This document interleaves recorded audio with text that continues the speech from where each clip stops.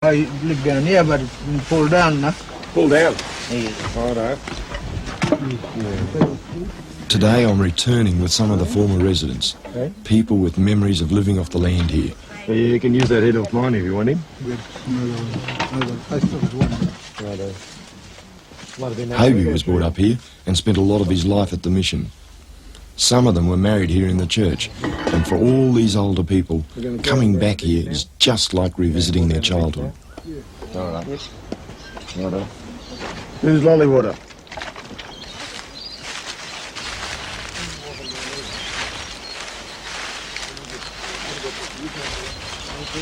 Even the older people feel a bit like strangers here now, but it shouldn't take long for it to all fall back into place. Just out here for the crayfish. Yeah. Oh, crayfish now. Yeah. More further. We might have to go other side of this. Yeah.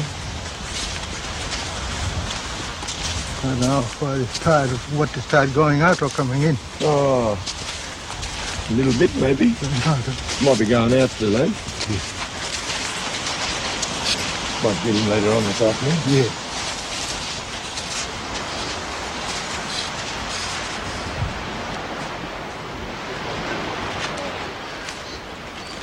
What do you reckon? Camp in a minute? Yeah, it'll be all right. Yeah. What do you reckon, Ivy?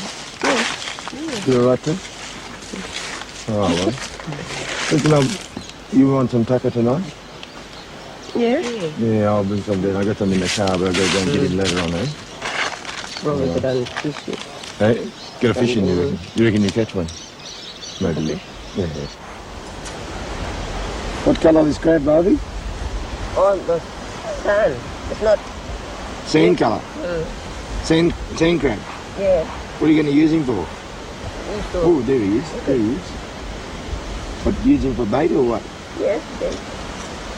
Fish bait.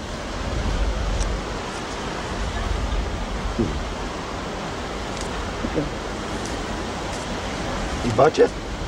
You try to put your finger. I'm not going to put that. Oh, no, no. It's all right. Oh, no.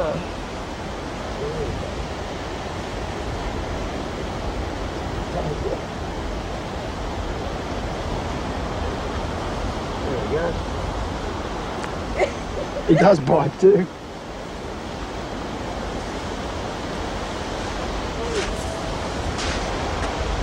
All this for a little sand crab. Like it. There we go. Little sand crab used for bait. Put him in the billy and save him for later on.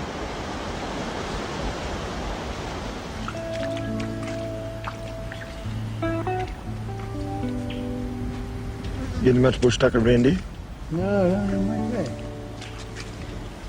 Not even that happy snail or that whelk? Few oysters. Yeah. Don't do much, eh?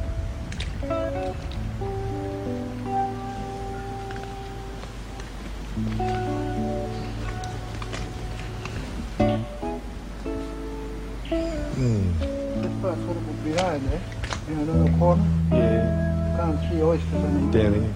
Ah. Too far. Something down here. Gotta watch him, old fella. His feet.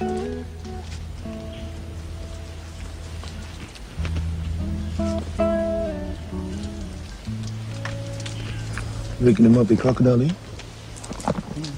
Yeah? There's a completely different rhythm of life here, which an outsider like me just has to adapt to. Each time I come out to these places, it always takes me a few days to adjust. But once I do, it's great. Just slowing down like this gives me time to really observe, because things aren't always what they seem.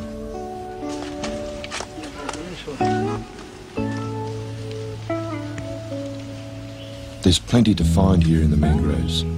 Things like mud crabs and whelks. Things that the untrained eye would pass by.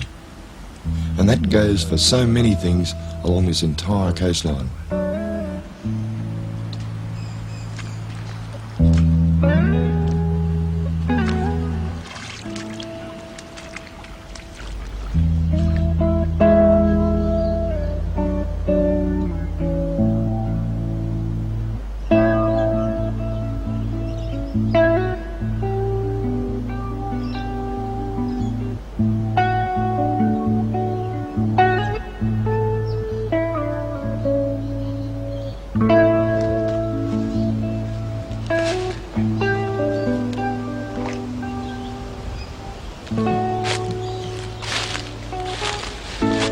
Every now and again, when you're walking around the bush country, you can find something that not only Aboriginal people used, but also white people. And this is one of them. Aboriginals had about 4 different uses for these matchbox beans. White fellas only came up with about 1, I think. Just break him open. Oh, a little bit scungy, that one's had it. One of the main uses they had was to get these nuts, little brown ones, from outside of the pod here. And then they'd crack him open. Like that. And what they'd get is that white inside. And they'd mash that up, cook it and bake it over a long period of time, and then eat it. They also had some other uses from the same vine and the same pods. This is a bit of bark off the vine that we saw down there a minute ago. And if we fold that up, just a bit like this, round and round, and then give that a bit of a thump, watching the fingers, and then go and wash that in the water. Now this stuff here has got a chemical in it called saponin, and that saponin is related to soap, so that when you wash it in a bowl of water, you get a froth forming. And you can use it to stun fish. Oh, it's really lathering up well there. Stun fish and collect them and then eat them. Or you can wash it to scrub yourself down, just like you use soap.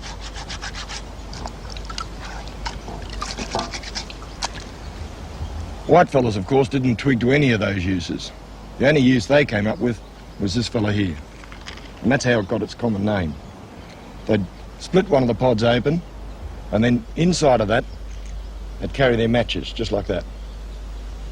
They'd join it together with a little hinge at the back here, and then put a little cord round it. And they'd carry that matchbox holder around their necks. Pretty neat. The string I've got here tying it all together, including the hinge at the back, is all, again, bush string made from this stuff here, the original bark.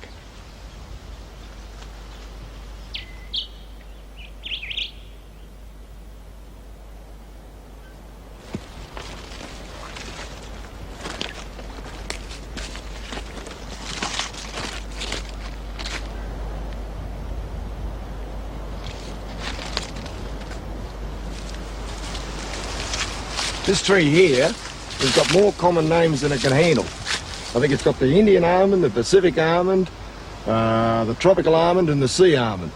Doesn't matter. Its true name's Terminalia catappa. And he's very, very common along the east coast of Cape York. But you don't look up in the tree if you want to get the almonds off him. What you've got to do is look down on the ground, because that's where they fall and that's where you'll find them. When you're looking for these almonds around the forest floor, you've got to be pretty quick about it, because if you're not, and you're a bit slow, the rats come in and eat out the whole thing. And what you end up with is something like that, just a husky bit of rubbish. So I'll look around here, there's a couple of good ones, that's a good one. A couple more. That one's no good. That one's okay. We'll just go and find ourselves a rock and crack that open. Watch your fingers when you're cracking these things, because they, there we go. It can be a little bit tough to get open. Ah, there's the almond in there, that little fawny coloured looking thing, just there. I'll just get him out, quite long.